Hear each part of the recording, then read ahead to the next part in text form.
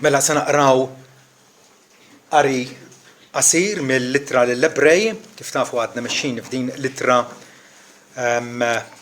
paragrafu ftit maħniex qegħdin inkaxkru, però maħniex qegħdin naqqas niġru tant li ma nitgħallmu xejn, tajjeb. Ebrej 11 vers 32. U xi ngħid iżjed? Għax jonqosni l-ħin biex nirrakkonta dwar Gideon, Barak, Sansun, Ġefte u David u Samwel u l-profeti li permezz tal-fidi ikkonkwistaw saltniet, ħadmu atti ta' ġustizzja, iddobbaw wedi, tebqu jew għalqu ħluq l-injuni, tfew is-seta tan-nar, ħarbu xifer is-sejf, kienu magħmulin setanin mid-djufija, saru qawwija fil-battalja, ħarbu l-armati stranġieri. Amen.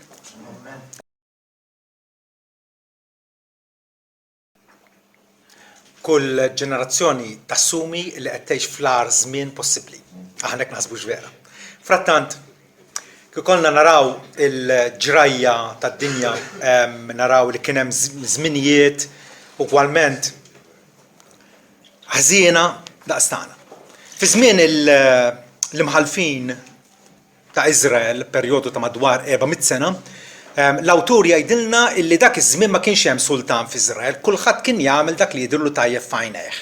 U propjament hija s-soċjetà tagħna li kulħadd jagħmel dak li jidhirlu tajjeb f'għajnejh. Li gverna n-nies huwa l-opinjoni tiegħi, jien hekk naħsibha. Qed tifhem għaddejjew liġi ta' Alla, għaddejjew x'jgħid Alla inkwantu l-ħajja tagħna u kif għandna nġibu ruħna. Ġifieri hawnhekk l-awtur se jagħtina 4 persuni li jgħixu bil-fidi f'dan iż-żmien, Gideon, Barak, Sansun u Ġefte. U kif ippreżenthom jgħidilna, ifakkarna bħalli kieku qiegħed iħajjarna biex immorru fil-ktieb tal-imħalfin, naqraw l-istorja tagħhom li konna naqrawha noħroġu impressjonati li dawn in-nies għamlu fouls u għamlu żbalji wkoll. U dana jekk xejn ifakkarna illi l-eroj talla huma n-nies tad-demm u l-laħam bħalna. Wara ma xafen naqtaw qalbna li aħna illi għandna din ir-rabta ma' Sidna Ġesu Kristu u allura aħna msejħin biex ta' kuljum ngħixu bil-fidi fih. Tajjeb, dawn in-nies l-awtur qed jippreżenthom bħalli kieku bħalma Alla ħadem bihom bid-djufija kollha tagħhom biex ġabhom u trasformhom f'eroj tal-fidi hekk ukoll Alla kapaċi jagħmel magħna. Alla u Alla l-ħaj, Alla li huwa operattiv fil-qlub ta' niesu. U allura anke fi żmienna epoka ta' rigress spiritwali ġvera. Kulħadd jammettija. Epoka fejn in-nies ma tix taf bil-Bibja, ma tix taf bil-kelma ta' Alla. Tajjeb, bħalma kien fi żmien l-imħalfin hekk ukoll għandna nemmnu li Alla kapaċi għajjem nies għalih, nies li jkunu fidili għalih. L-ewwel li semma huwa Gideon. Dan ma kienx il-fundatur tal-Gideons International. Il-Gideons International jagħmlu xogħol tajjeb, bdew xi il fuq minn 100 sena ilu u xogħolhom huwa li jistampaw jqasmu l-Bibji fil-lukandi, fil-skejjel, sptarijiet, pulizija, ħabsijiet u l-bqija jagħmlu xogħol tremendament tajjeb u x'vera. Il għaliex qegħdin jagħmlu d-dawl tal-Alla disponibbli għal kulħadd. Hekk illi llum indubjament il-Bibja hija l-aktar ktieb distribwit, magħruf, forsi mhux moqri daqskemm nixtiequ, però Gideon hawnhekk l-istorja tiegħu hija pjuttost differenti. Gideon kien jgħix fi żmien meta l-Lut kienu mħabbtin ħafna mill-edewa tagħhom, kienu jinvadu l-art u jisirquhom u jħarbtuhom u l-poplu kien magħkus hekk, il-poplu Ludi kien magħkus minħabba l-fatt li kien qed jitlaq il-Alla. Walla qalilhom li jekk intom tinsewni inġib il-kastigi tiegħi fuqkom, Alla jiddixxiplina lill-uliedu bħalma missier bil-għaqal jiddixxiplina lill-uliedu li jkunu qegħdin jiżvijaw. U għallu Gideon qiegħed imbeżza mwerwer qiegħed jidres il-qamħ ġol bitħa fejn is-soltu jasru l-inbit u jidirlu l-anġu tal-mulej u jgħidlu mur f'din il-qawwa tiegħek u qeleb il-ledewwa ta' Iżrael. Mhux jien qed nibagħtek u Gideon beda jġib l-iskużi. Kif għandna ħabta nagħmlu aħna l-koll u qallu jiena l-iżgħar fost il-familja ta' missieri. Dik il-riluttanza li qisha hija fina li meta Alla jurina triq imxi fija aħna nibdew nsibu l-iskużi, nibdew nippruvaw naraw kif ħaniżgiċċaw mid-dover tagħna. Frattant Gideon Alla assigurah mir-rebħa. Gideon kien għadu dubjus u allura naraw li hawnhekk ukoll aħna kapaċi niddubitaw il-Alla ma nix għafen nibqgħu f'dak id-dubju. Gideon il-Alla għallu ara ħanoħroġ il-ġezza tan-naċ barra bil-lejl. Jekk in-nida tkun fuqha però l-art tkun niexfa nkun naf li inti qed tibatni. Tajjeb u hekk ġara infatti. Ma Gideon mbagħad min jaf forsi kienet kombinazzjoni din. Allura għallu mela għamel kontest il-ġezza tan-naċ tkun xotta però l-art tkun imxarba kollha nida. U hekk ġara wkoll. Wara Gideon kien għadu daqsxejn ambivalenti. Allura Alla għallu nżel fil-kamp tal-ledewwa bil-lejl u semma x'ikun qed jgħidu. U allura x'in niżel mal-ajutant tiegħu jisma' soldat tal-Midjanin qed jirrakkonta din l-istorja u qal lieħor fissieru qallu dak Gideon li ħajattakkannu ħajħarbatna. U allura Gideon ma kienx fadallu dubju, tajjeb Alla minn bniedem dajjef u dubjus, tajjeb, ikkonferma fil-fidi tiegħu u infatti ġabar armata minn Iżrael kollu ta' 32,000. U Alla qallu le, 32,000 huma ħafna. Tajjeb naqqashom. U allura Gideon qala minnu beżani u forsi għadu mhuwiex preparat għall-battalja jista' jmur lejn id-dar. Tajjeb u allura minn 32,000 ġew 10,000. U Alla qallu le, għadhom ħafna. Qallu ħudhom fejn xmara. Tajjeb u ħallihom jixorbu mix-xmara. U dawk li jixorbu bħal klieb billi jagħmlu hekk mix-xmara, dawk huma n-nies li għandek tieħu miegħek. U minn 10,000 niżlu għal 300. Sa immaġinaw jgħidilna illi l-armata tal-Midjanin kienet bl-eluf. U kif marru fil-battalja ħadu magħhom torċa, ġarra u trumbetta kull wieħed. Gideon qassamhom fit-tliet kampijiet, fit-tliet gruppi, tajjeb ma qalilhom għajtu dawna bdew idoqqu. Ħarġu t-torċa mill-ġarra u il-kamp l-armata tal-ledewwa tħarbtet, bdew joqtlu lil xulxin. U allura naraw il-qawwa tal-Alla tajjeb eżerċitata fid-djufija tagħna. Pawlu l-Apostlu jgħidilna illi l-qawwa tiegħi hija magħmula perfetta fid-djufija tiegħek. U allura mhix skuża tajba li l-Alla jgħidulu jien ma nafx m'iniex ta' skola, m'iniex kapaċi, min kapaċi nagħmel xejn. Le, Alla jinqeda propjament bix-xejn biex il-qawwa tintwera li hi tiegħu. Ma nisfida qudiemna l-evanġelizzazzjoni ta' pajjiżna kif ħanilqu dal-poplu. 500,000 ruħ, meta aħna 4 min nies, ma din hija ġrajja li għandha tqanqalna, vera? Biftit nies Gideon kien kapaċi jieħu r-rebħa. Zakkarija jgħidilna, mhux bil-qawwa, mhux bis-seta, ma bl-ispirtu tiegħi, jgħid il-mulej. Tajjeb allura hawnhekk għandna ħanidu hekk il-go ahead biex aħna nafdaw falla. U nafdaw falla u bl-armi li tagħna Alla. Pereżempju lezzjoni li bħala Knisja rridu nitgħallmu hija li hemm bżonn nitolbu flimkien bħala Knisja. Għadni diżappuntat, għadni qalbi tuġan illi għal laqgħa tat-talb inkunu nassużżana nies. L-aktar 10. Meta hawnhekk hawn 30 ruħ. Għalfejn hekk. Dan jfisser li aħna qegħdin nafdaw fina nfusna. Jew forsi maħniex neżerċitaw dik il-fidi falla. Tajjeb, irridu nafdaw falla, ħajjitna mhijiex tagħna, aħna mogħtijin, aħna Kristu akkwistana għalih nifsu sabiex inkunu saċerdoti u slaten għalih, sabiex inservu lilu. U allura il-futur tagħna laqsu tagħna. Irridu nafdaw falla biex hu jinseċ il-ħjut tiegħek fit-tappezzerija kbira tiegħu. Nemmnu f'Alla sovran. Alla li qiegħed iwettaq l-għan tiegħu. Qiegħed iwettaq il-pjan tiegħu għal d-dinja tagħna. U aħna qisna ħjut fit-tappezzerija l-kbira tiegħu. Avolja forsi d-disin għadu ma jdirx ċar, xorta waħda rridu nafdaw il-Alla. Rridu nafdaw il-Alla. Imbagħad għandna Barak ukoll wieħed mill-imħalfin illi Debora profetessa dak qaltlu mur u eħles lill-Iżraelin. U Barak għal darba oħra beda jġib l-iskużi. Issa qiegħda fina din, imbon fina li nġibu l-iskużi. U l-iskuża ta' Barak kienet waħda gustusa, għalila ma mmux jekk ma tiġix miegħi inti.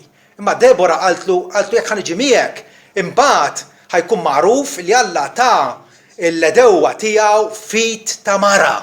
Għalila ma xorta waħda rridek tiġi miegħi. U Debora marret miegħu akkumpanjatu. Frattant naraw kif Barak ukoll minkejja l-eżitazzjoni tiegħu jew minkejja li forsi rrid ħajdu is-support viżibbli tal-profetessa tal-Alla, tajjeb.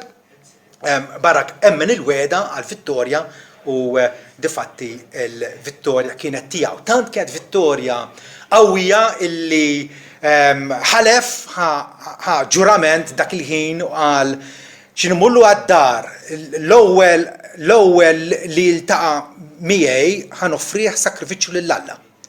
U kienet ħalfa bela din mhux vera, ħalfa mhix ħalfa ta' għaqal għaliex kienet qed tilab logħba bla doġġ. Allora xin jasal id-dar min jiltaqa' ma' wiċċ l-ewwel ħaġa bintu l-Għażiża.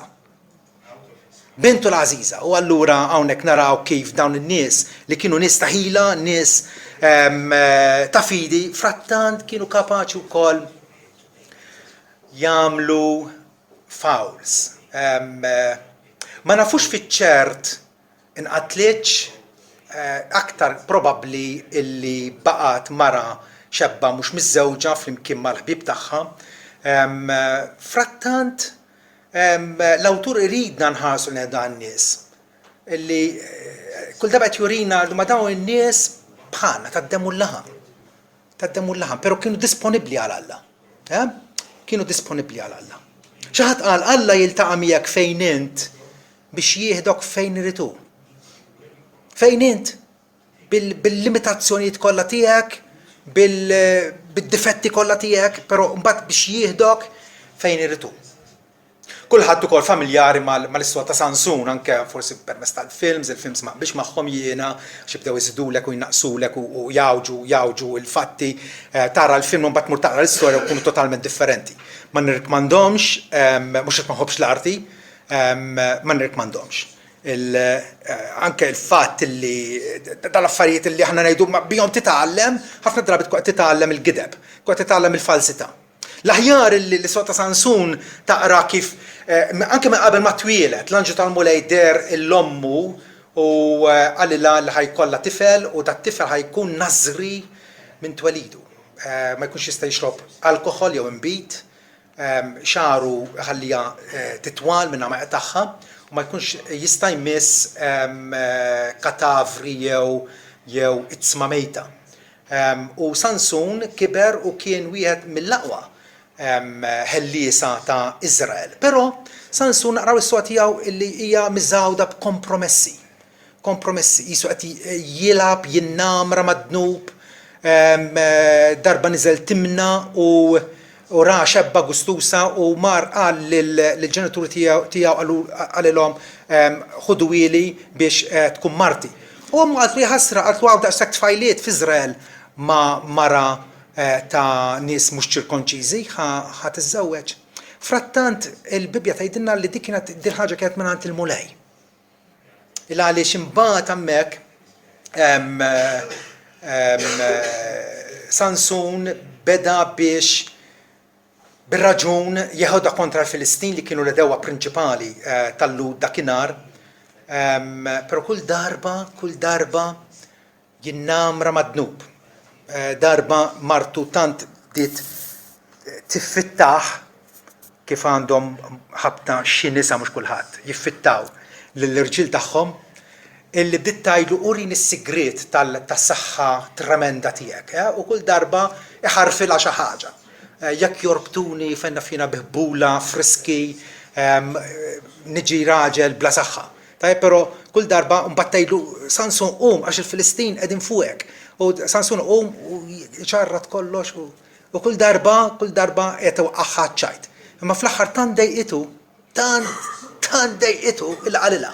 Alla jekk jaqtaw li xari jiena nsir raġel normali bħal bqija. Mhux għax ix-xar kien is-simbolu tad-dedikazzjoni tiegħu lil Mulej. U allura martu daħlet il-Filistin qatawlu xaru u għaltlu Sansun il-Filistin. Però il-Bibja tgħidilna dal-preċiżi kun kelmiet. U qam u ħaseb li ħajżgiċċa bħas-soltu. Però ma kienx jaf illi l-qawwa tal-Alla ħallietu. Għandna nista' fidi, però b'saqajhom tat-tafal ukoll. Meta aħna Alla jsejħilna biex nimxu bil-fidi miegħu ma nistgħux ninnamraw mad-dnub. Ma nistgħux naħmlu jew nitlu f'kompromessi ma' kwalunkwe ħażen. Finalment, Sansun minn twerwir tal-Filistin spiċċa skjaf idawwar il-mitħna jitnilhom il-qam tagħhom. U darba ġihom il-ħsieb meta kienu fit-tempju ta' Dagon, l-Alla wieħed mill-allat folot tagħhom, illi qalu oħorġulna l-Sansun biex niddieħqu bih. Daxen sport.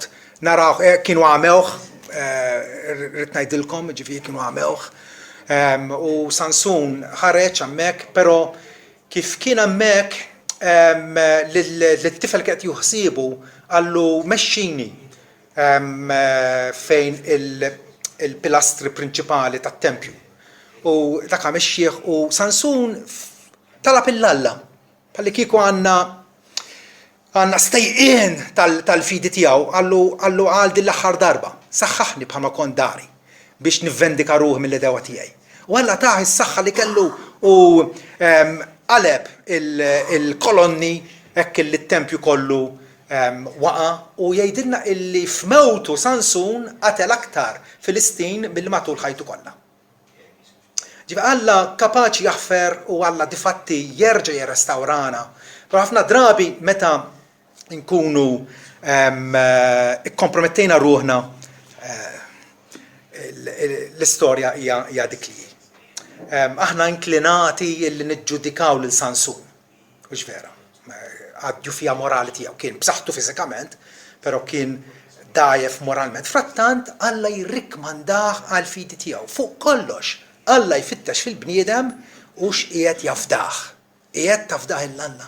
Qiegħed tafdah il-Alla. Imbagħad għandna wkoll Ġefte li forsi ma tantx huwa magħruf għal darba oħra l-awtur qed jgħidin nisma' ma jkollkomx tagħmlu morru waqrawhom dan l-istejjer għax huma stejjer ta' l-eroj tal-Alla. Ġefte illi għal darboħra il-fiduċja tiegħu kienet falla l-imbierek. Ġefte wkoll għamel dan il-vot iblaħ. Għal darboħra naraw li nista' fidi kapaċi żbaljaħ kultant ukoll blikraħ u frattant jogħġbu lill-Alla. Dawn u nies bħalhom kienu magħmulin setanin midjufija. Saru qawwija fil-battalja ħarbu l-armati stranġieri. Dal qed jgħidilna. Li Alla kapaċi bin-nies tiegħu avolja ħafna drabi f'minoranza, avolja żgħar fin-numri, Alla kapaċi jagħmel affarijiet sopra naturali. U aħna bħalhom il-ġurnata ninsabu f'taqbida l-istess bħalma kienu huma. Bid-differenza illi Gideon, Barak, Sansun, Ġefte, Eglon u imħalfin oħra.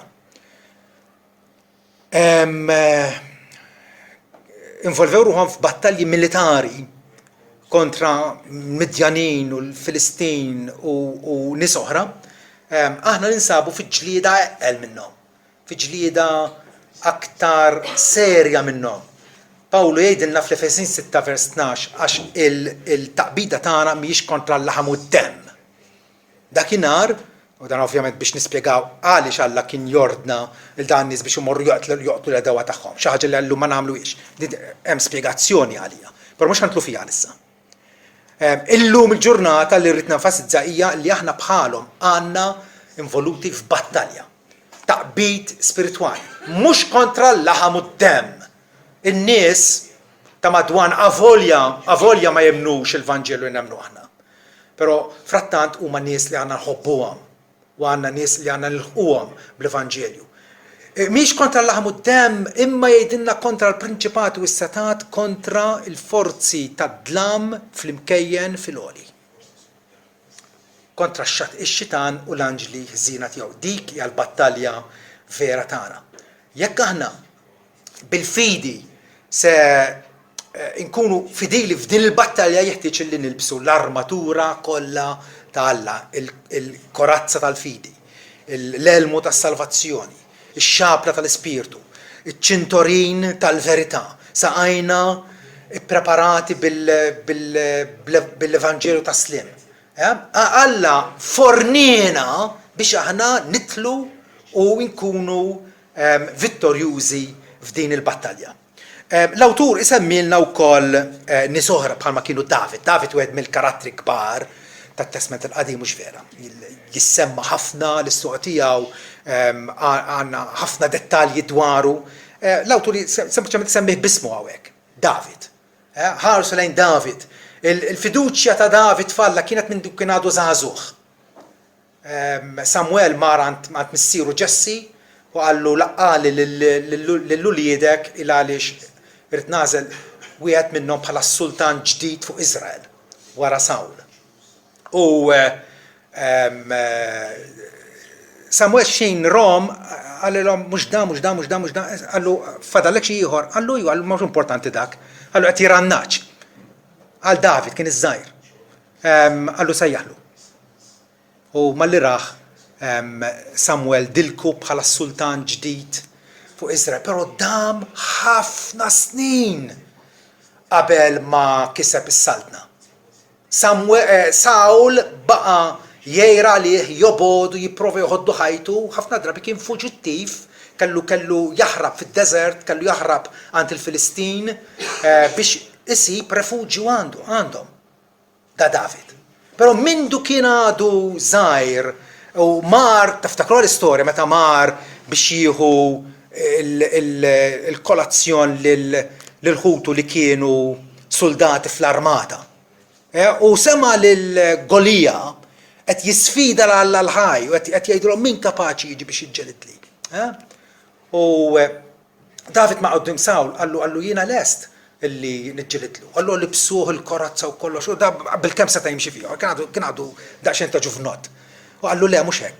Qallu mar għażel 5 ċaqiet minn mannixxija bl-iżbandola tiegħu ħareġ għal quddiem dan il-ġigant Golija. Ħarpijiet, imma tistgħu timmaġinaw. U da daqsxejn ta' rampuċu.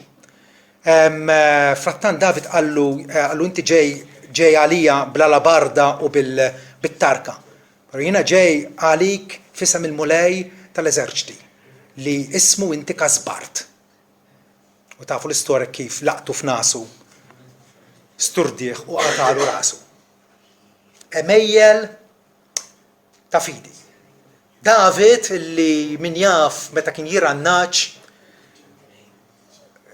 fis-sema bil-lejl iħares l-kwiekeb u jgħid x'inhu l-bniedem biex inti tiftakar fih, jew bil-bniedem biex inti tuħu ssibu.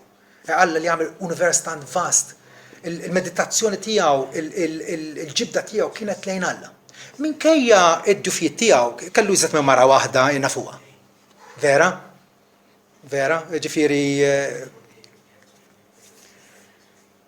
Però David huwa dak ir-raġel li kiteb l-anja l-aktar famuża fid-dinja ħseb jiena, l-mulej war-raj tiegħi. Xemma jonqosni. F'merat kollha dura jmexxini. Ħdejn ix-xjat tal-ilma joħodni. Iva u jidlek rasi biż-żejt. Jifrex mejda li joqoddim l-edewa tiegħi. Il-kalċi tiegħi ifawwaruli. Iva l-kemm nimxi fil-witta dal-mewt ma nibża m'ebda ħsara għax inti miegħi. L-asluċ il-ħater tiegħek ifarġuni. tat-tip ta' espressjoni ta' konfidenza f'Alla. David li kiteb aktar minn 70 salm, aktar għanijiet ta' tifħil l-Alla, għanijiet ta' stqarrija ta' dnub. Meta David iffawlja bl-ikraħ, vera, u kommetta mhux biss adulterju, ma mbagħad prova jagħti xturu bil-qatel ukoll lir-raġel ta' Batseba li kommetta adulterju magħha. Adulterju, omicidju, min kollox għamel. Kideb. Frattant Alla feċċu għallu permezz tal-profeta Natan, għallu int dak ir-raġel. U David kien milqut fil-kuxjenza tiegħu. Bir-riżultat li stqar dnubu u l-istqarrija tiegħu hija rrekordjata f'Salm 50, san penitenzjarju ngħidulu. San ta' stqarrija ta' dnub. Fella li jgħidu kontrik biss jiena bnibt. U għamilt dak li ħażin f'għajnejk. Allura naddafni bl-sob, purifikani. Qalb sobiena u spirtu imterta inti ma twarrabhomx. David illi jitwarrab minn Alla, però Alla jgħid dan u raġel għal qalbi. Dan u raġel għal qalbi. David kellu dik il-fiduċja f'Alla. Kien jaf li għatira tit-tron u appuntu għax emmen il-weda Alla kien lest li jibqa' ħabib ma' Jonathan, it-tifel ta' Sawl illi bid-dritt kellu ikun is-suċċessur ta' missieru bħala sultan.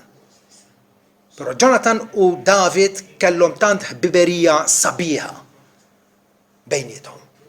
Għax David kien jaf li finalment Alla kien ħajħtar lilu bħala sultan. Il-fiduċja tiegħu f'Alla hija xi ħaġa illi tibrilla. L-awtur semmina wkoll il-Samuel. Samuel li kien l-aħħar imħallef ta' Iżrael u profeta kbir li beda l-mixja tal-fidi tiegħu meta kien għadu ċkejken. Ma' Eli fil-santwarju tajjeb Alla kelmu Samuel. U dan jmur għantielu Eli jgħidlu sajjaħtu għallu le, għallu mura ġorrot. U jerġa' Alla Samuel. U Eli fl-axħar realizza li kienet sejħalu Alla. Għallu mur u orqot, jekk terġa' tisimgħu għajlu hawn jien mulej. Tkellem għax il-qaddej tiegħek qed jisma'. U hemmhekk kienet il-bidu tal-mixja tiegħu. Karriera twila ħafna ta' Samuel. Ħafna. Karriera twila ta' servizz l-Alla. Ta' mħabba lejn l-Izraelin darba għalilhom ma jkun qatt li jiena neda jew nieqaf milli nitlob għalikom. U nikkommetti dan id-dnub kbir kontra tagħkom. Samuel għex bil-fidi kien personaġġ importanti. Taqablu s-siltu kontra armati frustieri, imma Samuel kellu battalja eqqel minn dik. Samuel ġielet kontra l-immoralità u l-idolatrija tal-Izraeliti stess.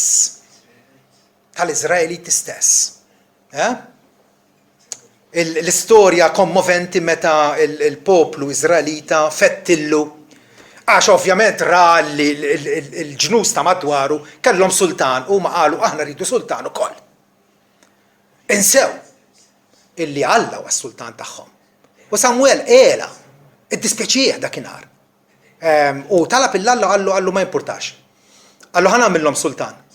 Għallu mhux lilek qed iwarbu, ma twarbu lili milli nkun sultan fuqhom.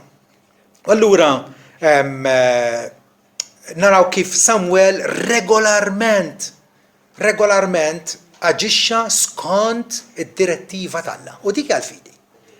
Il-kmand jista' jidher stramp, jista' jidher daqsxejn estrem, però Samuel jurina kif f'soċjetà imnizza, f'soċjetà imwarbana jeħtieġ li nitkellmu bla biża' il-verità ta' Alla. Tajjeb. L-awtur isemmilna wkoll il-profeti, kemm hemm profeti? Blad, Alla bat sensiela twila ta' profeti. Illi il-koll kemm huma servew bħala l-portavuċi tal-Alla, il-messaġġiera tal-Alla. Alla li jitkellem jikkomunika ma' niesu kif billi għajjem irġiel sabiex iwaslu dan il-messaġġ tagħhom. Xi wħud minnhom kienu għal darb'oħra reluctant, għadu ta' xellura. milli jieħdu fuqhom din il-kariga. Ġeremija wieħed minnhom. Ġeremija għallu għadni zaħi wisq. U Alla għallu tajċek. Għallu jiena ħtartek bħala profeta tal-ġnus. U allura fihom naraw illi minkejja li kienu għal darbohra nista' d-demmu l-laħam, kienu nista' fidi u fedeltà. Fedeltà anke meta kienu vuċi waħda kontra kulħadd. Għandna fis-sota tal-Knisja għandna l-każ famuż ta' Atanasju. Atanasju li ddefenda il-divinità ta' Kristu bis-saħħa kollha tiegħu. U kellu raġun, però kien qed iħossu waħdu. U allura ħarġet din dal-proverbju Atanasius kontra mundum. Atanasju kontra d-dinja. U kultant hekk nħossuna. Waħedna, ftit. Min umana, il-kotra, l-massa tan-nies hija kontrina. Frattant il-profeti juruna kif għandna nibqgħu leali li Alla u bħalhom iva infittxu illi nkunu riformaturi. Meta aħna Ġesu iddeskrivina bħala dawl u melħ għas-soċjetà tagħna, tajb irridu nippreservaw il-valuri tajba. Il-profeti jkunu wkoll interċessuri kbar, kienu jitolbu għall-poplu. Kienu jitolbu mhux biss ikellmuhom il-messaġġ talla, ma wkoll jitolbu għalih u jsejħu lin-nies għar-ras il-għajn.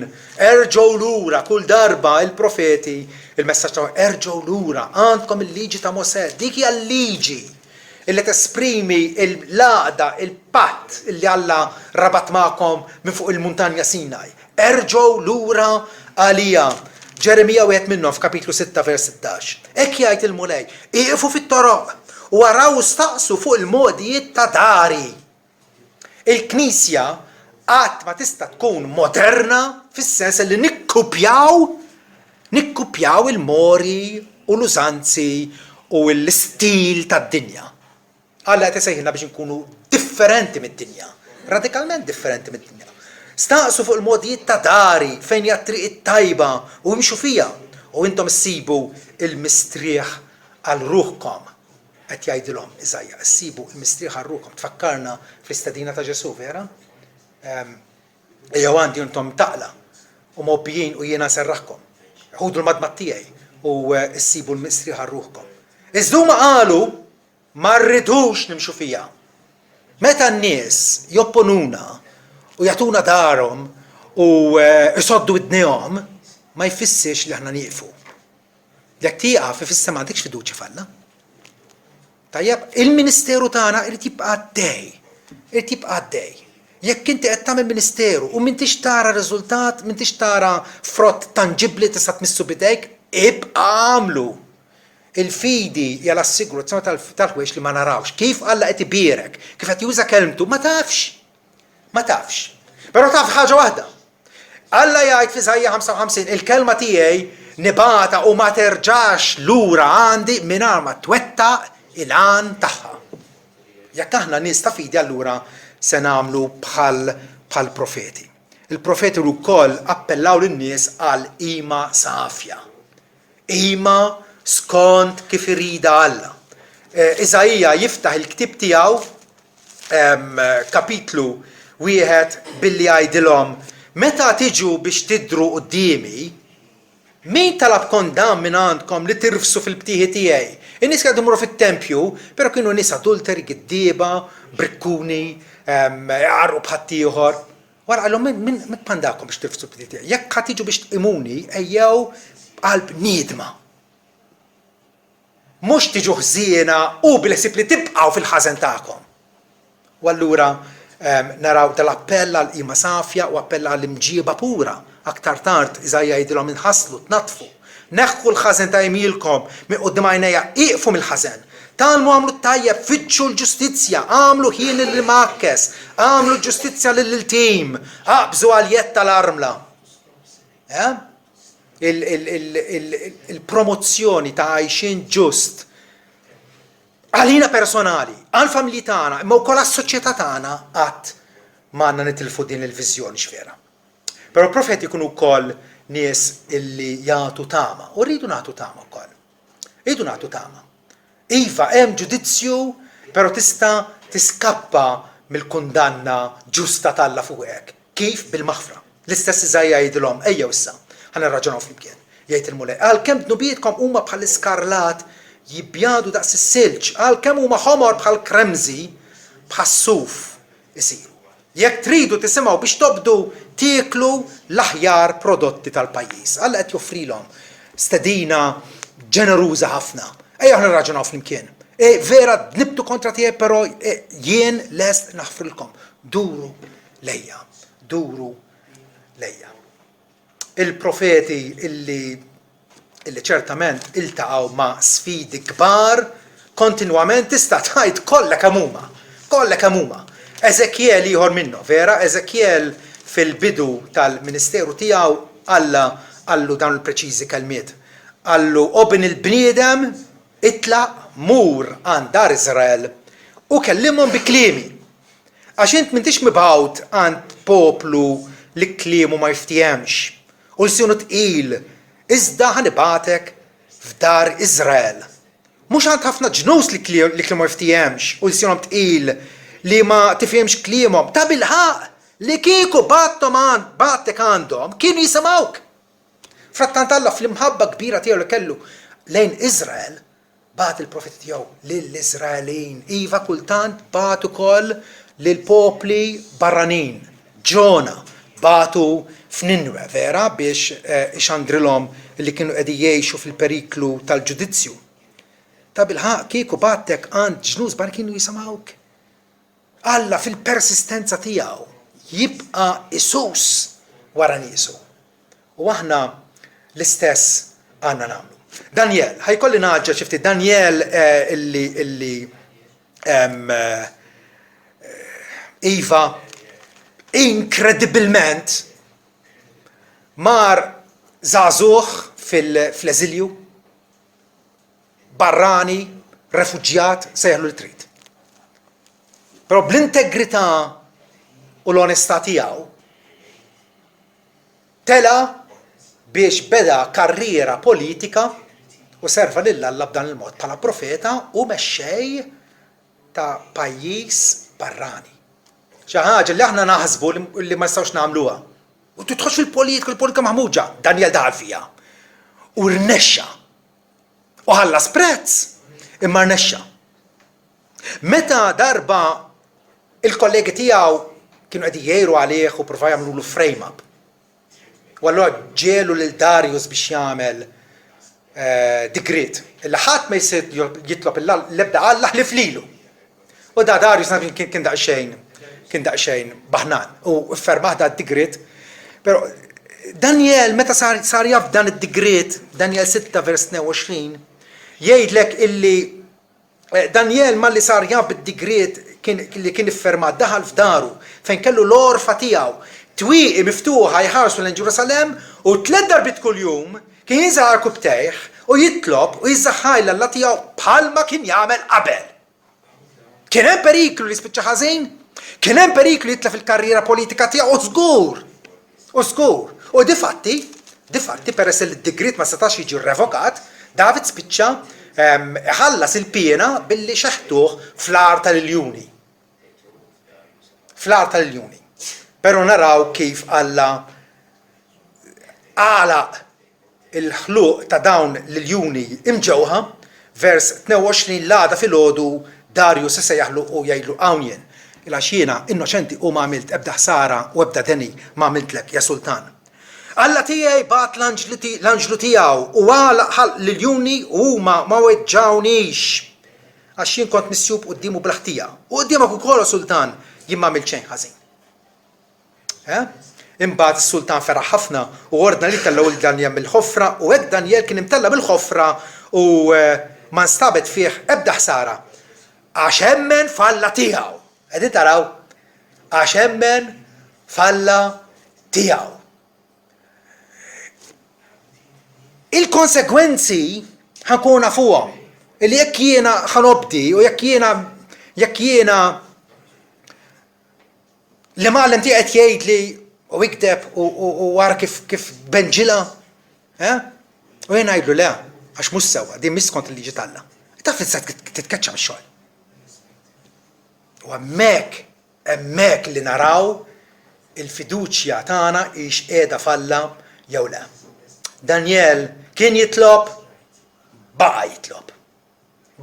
Kif jgħid Jerry Bridges, awtur modern, tajb ħafna nirrikmanda ħafna ta' Jerry Bridges, għandna kotba tajbin tiegħu fil-librerija. Jerry Bridges jgħid it-talb hu l-espressjoni l-aktar evidenti tal-fiduċja tagħna falla. It-talb huwa l-espressjoni l-aktar ovvja illi verament qegħdin nafdaw falla. Saqsik, qed titlob kuljum? Qed issib ħinijiet ta' talb kuljum regolarment? Id-drawa ta' Daniel kienet 3 darbit kuljum. 3 darbit kuljum. Tista' tkun darbtejn, 6 darbit, inti. Però il-komunikazzjoni tagħna, il-fiduċja tagħna tal-Alla, rridu nesprimuha.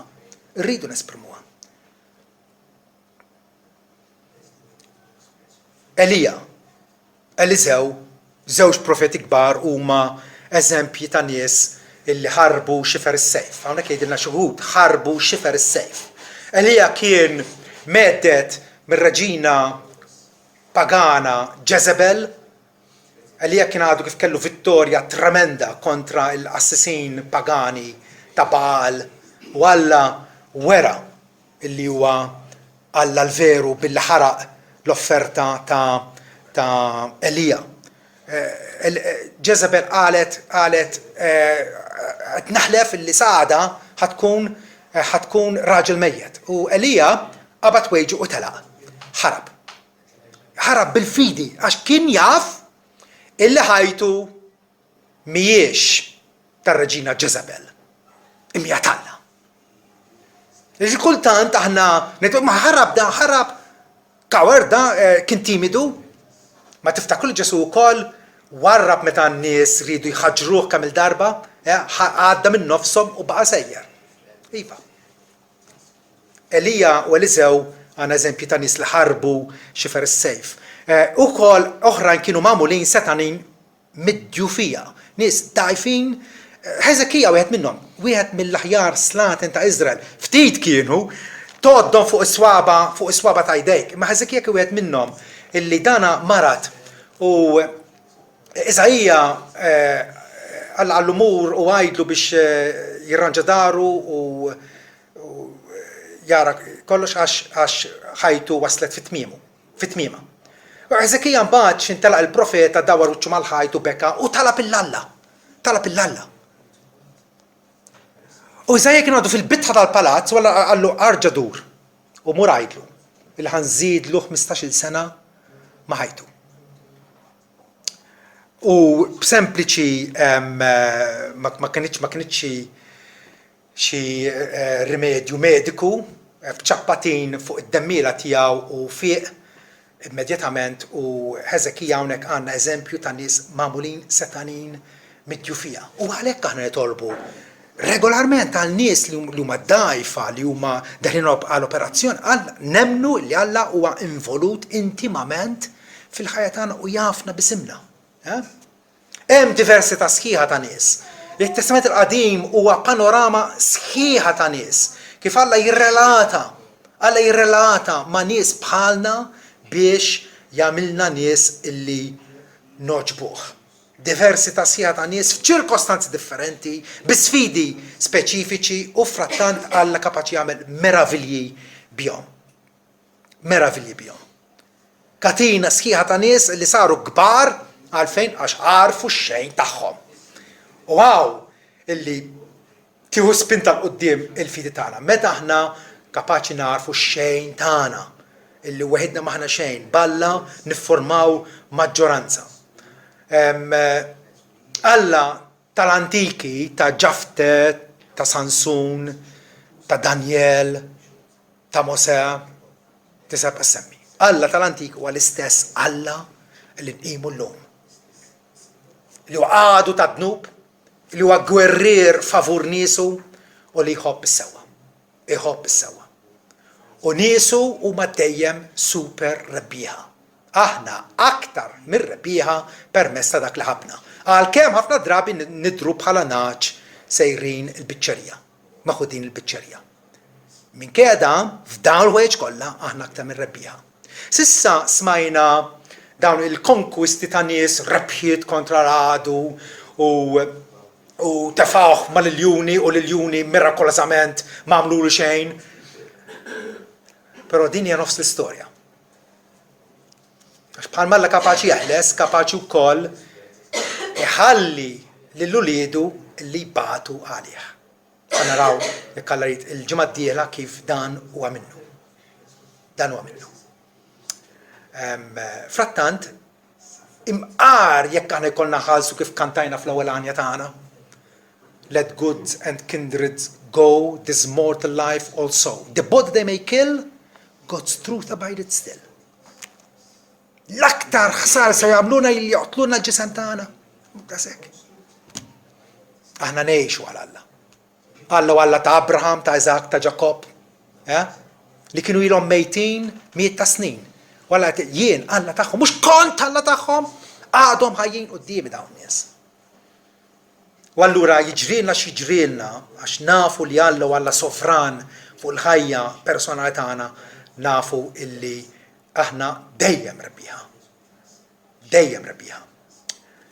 Smajna l-istorja ta' Sidrak, Misak u Abednego, illi ma kunux lesti, illi jilwu l-irkoppa quddiem statwa 9 solari għolja. Immaġinaw l-arroganza u l-kburija ta' dan is-sultan. Vera, jagħmel statwa ta' deb 9 solari għolja u jiddomanda, jinforza kulħadd biex iqima. Ma kunux jafu x'inhu ekomuniżmu ta' kien, jew forsi li ta' komuniżmu his own way da. Kif ngħid jien biss. Sidrak, Mesak u Abednego kienu fula fqara. L-eċċezzjoni kienu il-massa tan-nies kulħadd obda. Dawn kienu lesti li jieqfu. U allura jgħidilna hekk li dawn tfew is-seta tan-nar, tfew is-seta tan-nar. Xeħtuhom fil-forn tan-nar imqabbad jerġa' aktar b'mod feroċi qatel lil dak li xeħtuhom in-nar bil-foga tiegħu. U frattant Nebukadnezzar jarhom mexjin ma' raġel ieħor. Hawnhekk għandna Kristofanija, l-iben Alla li jidher preżenti ma' niesu fl-ar momenti tagħhom. U meta ħarġuhom aqqas biss ir-riħa tan-nar ma kellhom. U ħwejġhom baqgħu kif kienu. Alla kapaċi jagħmel l-inkredibbli. Frattant, meta deru quddiem is-sultan medda bil-mewt, għalulu jekk ikun hekk Alla tagħna li aħna naqduh kapaċi jeħlisna mill-forn tan-nar. Kapaċi jeħlisna mill-forn tan-nar ħeġġeġ. U jeħlisna minn idejk, o sultan, ara x'fiduċja. Isu qed jisfidawh. Kapaċi jeħlisna minn idejk, o sultan. Iżda jekk le, u diħa tkun it-tema tagħna il-ġimgħa d-dieħla. Hemm ħafna każijiet fejn Alla le ma jeħlisniex. Ma jeħlisniex. L-istorja tal-Knisja turi fiċ-ċar vera kemm eluf kontra eluf ta' Kristjani fidili mietu martri. Bil-ħruq, bl-arqa, b'rashom maqtuwa, kull piena kapitali immaġinabbli. Iva, hemm ħafna każijiet fejn le Alla ma jintervenix, però frattant dawn in-nies huma xorta rebbieħa tiegħu. Jekk le, kun nafu sultan li aħna lill-allat tiegħek ma naqduhomx u lanqas inqimu l-istatwa tad-deb li inti waqqaft. Il-proponiment tagħhom kien sikur, ma kienx iperper, ma kienx ħanimxu mal-opinjoni pubblika, kienu lesti li jkunu the odd ones out. Tozer jgħid awtur ieħor li għandna kodba tiegħu li għanqluk fil-kuxjenza tiegħek. Tozer jgħid nistgħu nkunu fi żmienna bħalma kienu l-eroj tal-fidi fi żmienhom. Iżda ftakru illi dakinhar ma kinux jafu li huma eroj. Tista' timmaġina lil Gideon jien eroj, ma kienx iħossu hekk. Ma kienx iħossu hekk. Alla ġabru mill-art taħ is-saħħa biex jeleb il-dewa tiegħu. ċertament ma kienx iħossu eroj. Pero Alla jiddikjaraħ eroj tal-fidi ma' ħafna oħrajn. U aħna forsi ngħidu x'aħna nagħmlu speċjali. Il-fatt li you're standing for the truth. Qed tieqaf għall-verità. U qed tagħla fuq wiċċek u tkun majjar u tkun mwarrab u tkun issagregat minn sħabek minħabba l-fatt illi inti qed tieqaf għall-verità. Diġà inti eroj. Eroj kbir għal Alla. Forsi ma tħossokx hekk. Imma ejjew nimxu f'din il-modija, għax hija l-modija tar-rebħa, ta' barka u ta' glorja lil Alla.